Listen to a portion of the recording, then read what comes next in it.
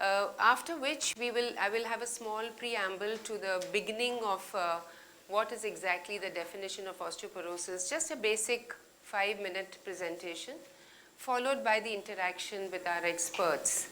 One of them is in Cape Town, Dr. Toby de Villiers, and we have Dr. Ishshriram here from Chennai and Dr. Mita Singh from Hyderabad.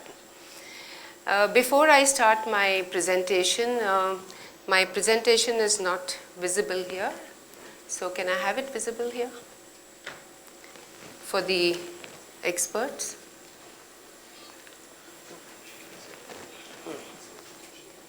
No, I'm on the third slide. It's coming up here? Yes.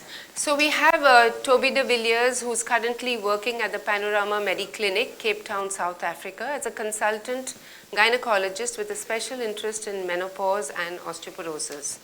Additional clinical responsibilities include the management of an osteoporosis clinic, as well as the directorship of the Clinitrial Center for Clinical Research that is involved in various international clinical trials in the field of menopause. The clinical routine is complemented by academic responsibilities as an honorary consultant of the Department of Gynecology, University of Stellenbosch.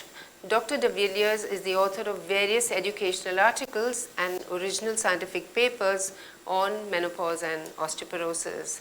Welcome, Toby. He's at his home in Cape Town, and we have him live here participating in this discussion.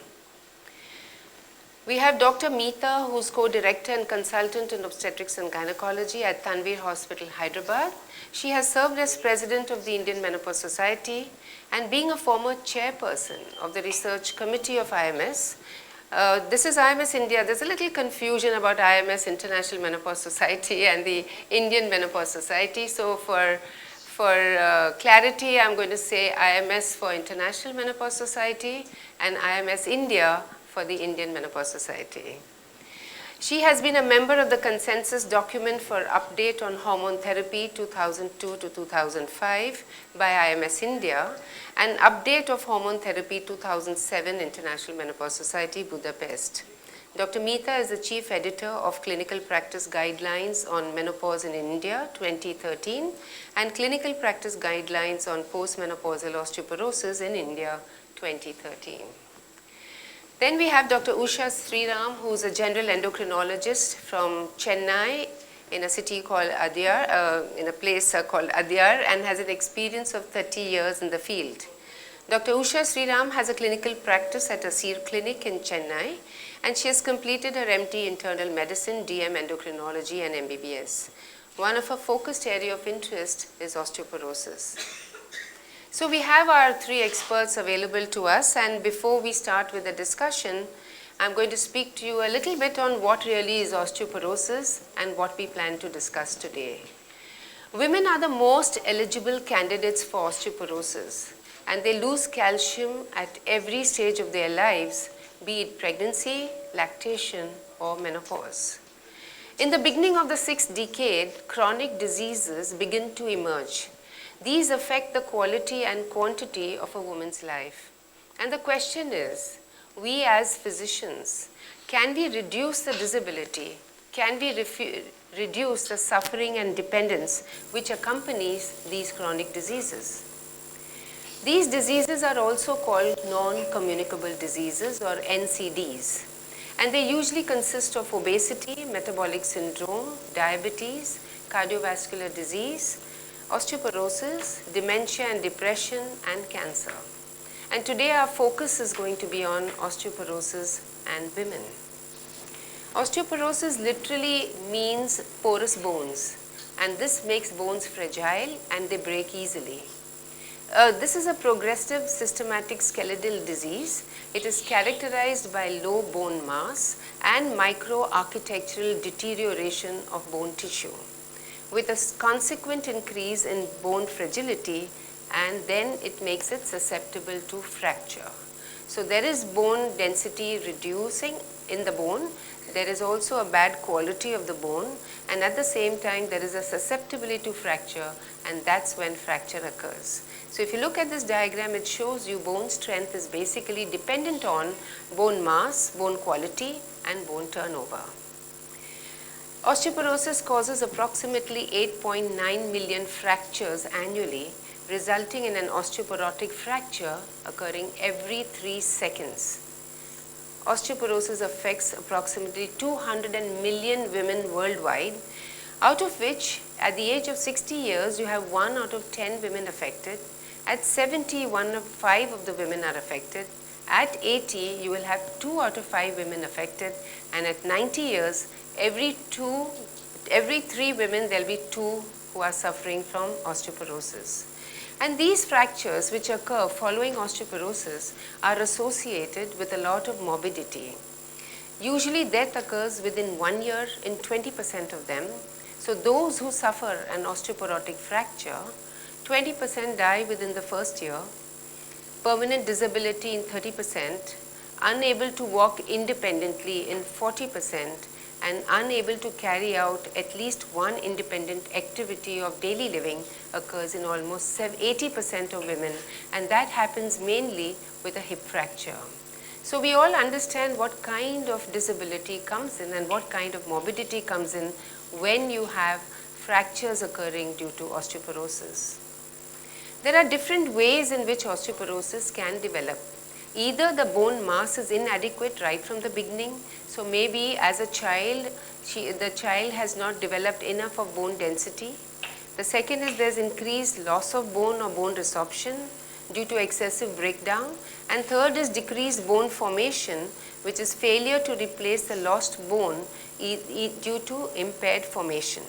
And this is how it goes at menopause. There is increased bone loss, low bone density, aging is associated with it, and other risk factors. You get a low bone peak mass, and therefore as you age there is a propensity to fall with poor bone quality leading to fractures. The bones in our skeleton are made of a thick outer shell and a strong inner mesh filled with collagen, that's protein, calcium salts and other minerals. The inside looks like a honeycomb with blood vessels and bone marrow in the spaces between the bone. And these cells which are present in the bone, they may be either osteoblast, which help to create the bone. There may be osteoclast, which will be responsible for bone resorption, that they take away bone. And osteocytes are the ones which play a role in maintaining the cellular activities of the bone tissue. So it all depends on how much bone has been modeled, because it all happens simultaneously. Bone formation is occurring in one spot whilst bone removal is happening at another spot. And this whole process of remodeling which occurs helps you to get the structure of the bones. And during childhood and adolescence, while the epiphyses are still open, the skeleton grows in length and the bones expand in diameter and achieve their external shape, which is called modeling. And then you have the remodeling, which is controlled by hormones and by mechanical forces. Around the age of 20 to 25 years, peak bone mass is achieved as a result of these processes. And subsequently, there is a continuous revision of bone through resorption and formation, a process known as remodeling. So you have this bone being modeled and remodeled. In short, what I'm trying to say is that the earlier years of your life, you build up your bones so that you can carry through your whole lives with good amount of bone and good quality of bone. And that is a message which is going out from here, that we need to make sure that we build up our bones in earlier part of our lives.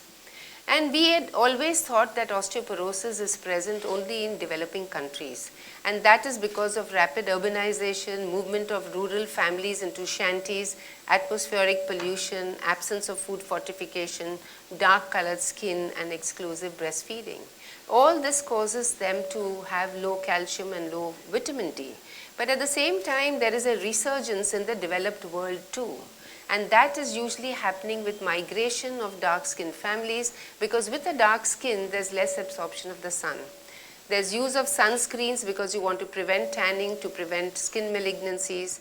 Then there are religious and social practices which make you wear clothes which cover you up completely, and therefore there is no exposure to sun, and increased body mass index. So there are many such factors which affect people even in the developed world, where you do see osteoporosis, and some of the countries it's as much as we see in India. The last 9 years of a woman's life we know are really disability years. Our goal should be to compress the disability years as much as we can to allow women to age gracefully and with dignity. So with this preamble, I would like to now invite our panelists and experts and take up the matter for discussion, because it's such an important agenda that we need to really go into very, very minute details. And today, honestly, we are going to look at only the clinical picture rather than doing anything else besides that. So, first of all, we'll start with the risk factors. And the risk factors are the ones where we'll discuss the details. Then we'll go to the diagnosis, the screening of osteoporosis, fracture risk assessment, therapies which you would use, and how would you reduce the amount of fractures which would take place. So coming to the risk factors, the list of risk factors is all over here. And I'm going to ask probably Toby first. We'll bring you in. Toby, are you in with us? Can you hear us, Toby? Yes, I'm here, too. Very good. So now we... I hear you loud and clear. You have the list of risk factors for osteoporosis here. Now, what I would like to know from you is where ethnicity is concerned. We do know that in India we have a lot of osteoporosis. What about what happens in your part of the world and what happens in the rest of the world? I think as with most diseases, there are differences between different ethnic groups. In South Africa, we have the interesting combination of the European population, which generally is believed to have a very high risk of fracture. In our non-Caucasian population, it is generally believed that they do not have such high risk for fracture as the Europeans. But that is in fact very misleading, as it's again the question of a relative versus absolute risk. In South Africa, because the majority of the population is non-European, the fractures occur mostly amongst the non-European patients. So one should never be misled by the difference in fracture indexes. The other thing is that most likely with urbanization and with westernization, as you pointed out, these factors will come close to each other because the pattern of exercise, diet will very strongly also influence that which we see as ethnic factors. So yes, there are differences, but I don't think they are so great, and all over the world we should watch out for osteoporosis and try to prevent fractures irrespective of the ethnic origin. Oh, thank you, Toby. Now I'd like to ask Usha that what age does bone really we start losing bone, and why at menopause women lose bone? So in terms of peak bone mass, we always thought the peak bone mass happened in someone's 20s or early 30s. The truth is it actually happens in our late teens or very early 20s. So that's the important thing to keep in mind. After that, for a while, maybe till our very early 30s, there is a plateau or things are stable. From then on, there is a gradual small amount of decline every year, but very small amount.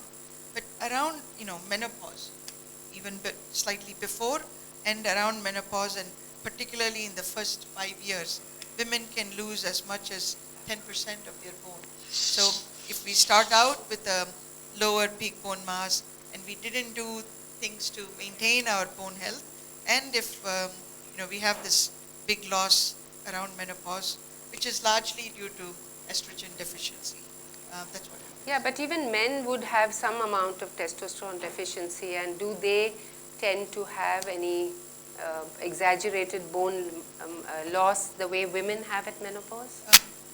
See, they don't have that finite menopause, so they have a gradual loss and it's a little later. And they also start with a higher peak bone mass, largely from their muscle content. Bone is directly related to muscle, and men have a higher peak bone mass. They also then have a higher bone mass due to their muscle and testosterone. And since their menopause is not in the 40s or 50s, their andropause is a little later, usually in the mid 60s and later on. They have that kind of I would say, a 10-year advantage over us. Yeah, but then on an average, if you consider comparing, say, 10 women and 10 men at the age of 70, what percentage of women would have osteoporosis, and what percentage would have of men would have osteoporosis? I think by 70, majority of women are likely to be osteopenic or osteoporotic, and men, Indian men, are particularly more prone to bone loss, and seems to happen about 10 years earlier. They fracture 10 years earlier than their Western counterparts. So I would say that they are also at risk in India. Probably they don't help out in the homes. Okay, we'll keep that in mind. Okay. The other... Oh, God. I wanted to ask Dr. Mita that we have a situation where women attain menopause much earlier in life. If they have attained menopause maybe at 40 or 42, either spontaneously or iatrogenically, because the gynecologist has moved along with the uterus. She's undergone a hysterectomy for some reason. Do you think that these are the women who would also have osteoporosis, which is much more as compared to women who have menopause at their natural time? I think the answer is absolutely straight, and like we have seen, all the chronic disorders set in early with the women with premature menopause or early menopause. So osteoporosis is also one amongst them, and it will definitely have its effect on the bone. Loss of estrogen, because we have seen not only in this particular time, but any time in a woman's life throughout, whenever there is estrogen deficiency, and if it's a sudden fall in the deficiency, if it is iatrogenic, then it's going to take its toll on the bone and the heart and the skin and all over the body. So it is going to make a change, and I think the message here that we should give to our gynecologists, and I would also include the general surgeons in the rural areas, to please conserve the ovaries and do not handle or do not remove the ovaries unless there is a strong indication to do so. Thanks, Mita. The next question is the possibility of having problems with osteoporosis due to excessive alcohol or smoking. Now, Toby, can you tell me how much alcohol, if you have, and how much smoking do you do, which could cause osteoporosis? Well, that's not a fair question for somebody coming from Stockholm, Auschwitz is the one in the world. That's exactly why I asked you. In South Africa, we've got a saying that you're an alcoholic if you drink more than your doctor. But I think in terms of the randomized, or the not really randomized controlled trials, but the information that we have from the placebo arm of the randomized controlled trials, the cutoff point has been set at 3 drinks per day. Now, that may be quite more than the average person would ever attain, but that is at the moment what is regarded as the cutoff point for bone health. In terms of tobacco smoking, there is no exact limit, as not all cigarettes or pipes or chewing tobacco is exactly the same. So we would rather say that any form of smoking is bad for bone as it is for general health as well. So in drink, I think moderation is the answer, and in terms of smoking, absolutely no smoking. So absolutely no smoking and very moderate amount of alcohol so that you can keep your bones nice and strong. The other question was about, we have women who are athletes or women who are jockeys who need to be very light in weights, especially even ballerinas who try to maintain their weight very low so that they could be lighter and function better. In these women, we do find a lot of menstrual disturbances, and I think it's usually due to low estrogen. Now, do you think, in spite of being athletes and they are having low estrogen, what is the combination with osteoporosis? So most of these athletes, they're very muscular, but their fat mass is low. So we need a critical fat mass for normal, amounts of estrogen, and fat is where the, estrogen, is also converted. So athletes typically, what happens is they stop menstruating, they have low estrogen, and they are at risk for fractures, particularly, stress fractures. So this is what happens to them. So they have more of stress fractures than other people. Yeah. So, but then they don't have osteoporosis. No, they may over a period of time, see, because their muscles are good, Yeah. their bone strength may be That's good. okay. But if their low estrogen state continues for a long period of time, it could be a form of like what we see in anorexia. Okay. So in short, we have women from different parts of life and different parts of occupations, which could be sometimes causing problems for their bones. We know that people who are muscular, people who exercise regularly, who do bone sparing exercise, or we may call weight bearing exercises, are the ones who have stronger bones as compared to the others. But sometimes you have a mixed situation where one part of the endocrinological or the hormonal environment is showing that there is less amount of estrogen, and on the other hand you have a great muscle density, so therefore they sort of balance out with each other. But then, is there anything to do with suppose a woman loses weight suddenly or she gains weight suddenly? Does it matter? Does it make a difference to her bones?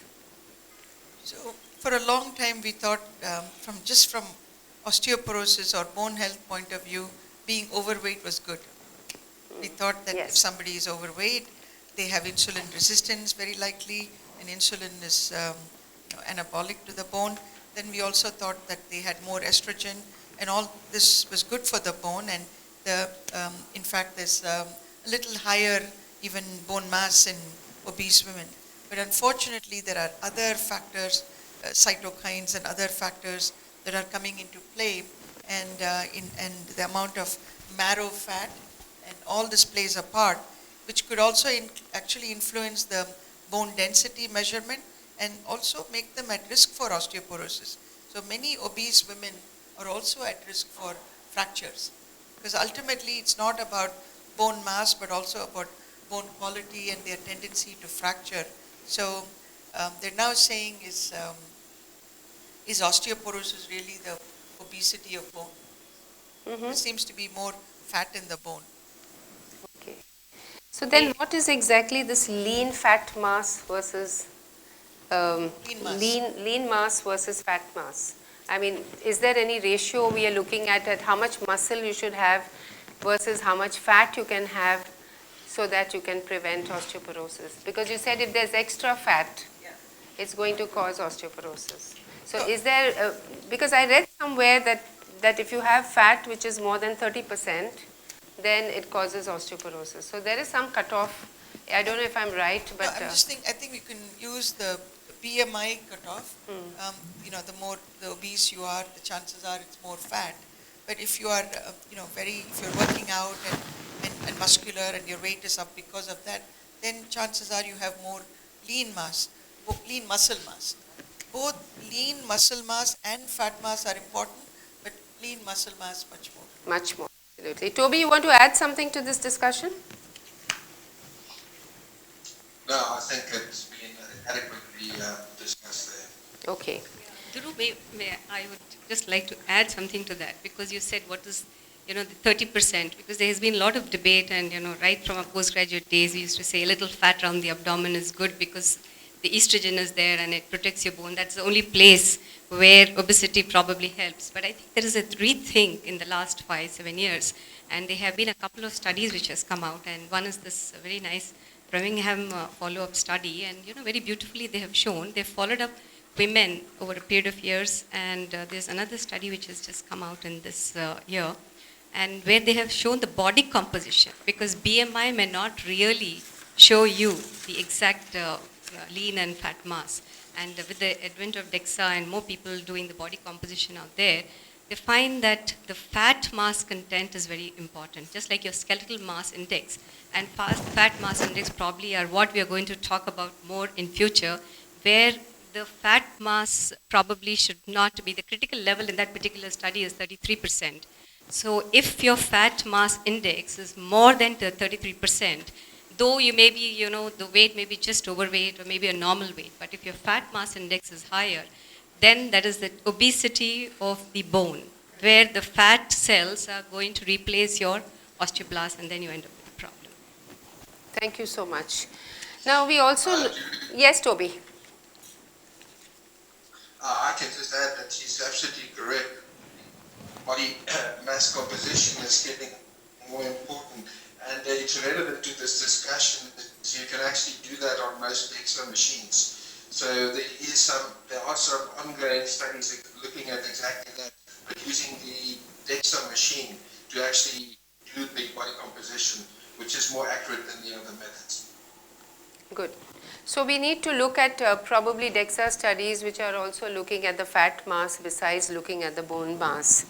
Now there's another situation we have is that people who in the past, I remember when somebody had a spinal, some injury, and they were asked to just rest in bed, and they were immobilized sometimes for months together, that you should not move. And today I think even orthopedic surgeons, even after they have done some kind of a surgery, they immediately mobilize the patients. And this is because I think there's been enough information that immobility leads to osteoporosis and any physical activity, inactivity. So what would you say is the amount of exercise in a way which is needed to keep your bones going well? What is the amount of exercise? We tell our patients go exercise, but my patient asks me how much and what? I think it's the whole body exercise. It has to be a complete, like your aerobics, your muscle training, and balance, especially when you're talking about postmenopausal women and aging women.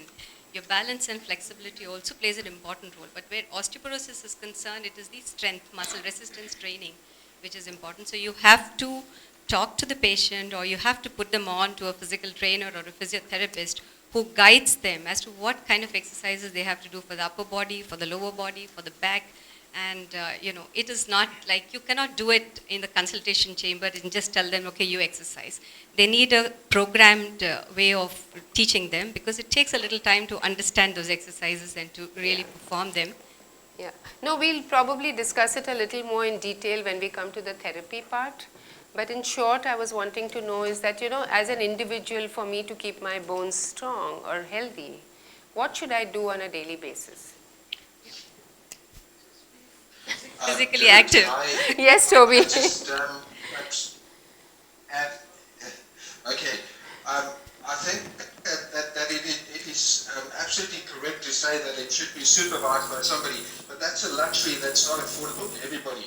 So just in general, walking is sufficient exercise, as it does give the weight, it must be weight-bearing exercise. So walking is good, and it's been shown in several studies that just 2 sessions of normal walking for 45 minutes will make a statistical difference to bone density. So if you can fit that in 2 times a week, 45 minutes of walking, it's been shown to be good for bones. Yeah. Shall I add something to that? Sure, now, sure. because I think now I understood what you really wanted. Like in a consultation chamber, how quickly can you give the message to the woman? Correct. So I think apart from walking, when you do that, it's a great idea to have those small weights either on the ankles when you walk around even in the house, and that acts like a weight bearing, resistance training exercise. Yes. And we always tell our women, if you don't have anything, you can just take the water bottles and do the physical exercise that you would do in school, and that also really helps, if not anything else. Yeah, absolutely. So the next question we go to is that there are certain medications which we maybe... Yes. Yes. Yes, probably the kadas with the lumbadis used to wear help maintain the bones, and the lumbadis are known to have good weights. Yeah, as a matter good of bones. fact, Toby, this is one of our delegates saying that probably in India women wear very heavy anklet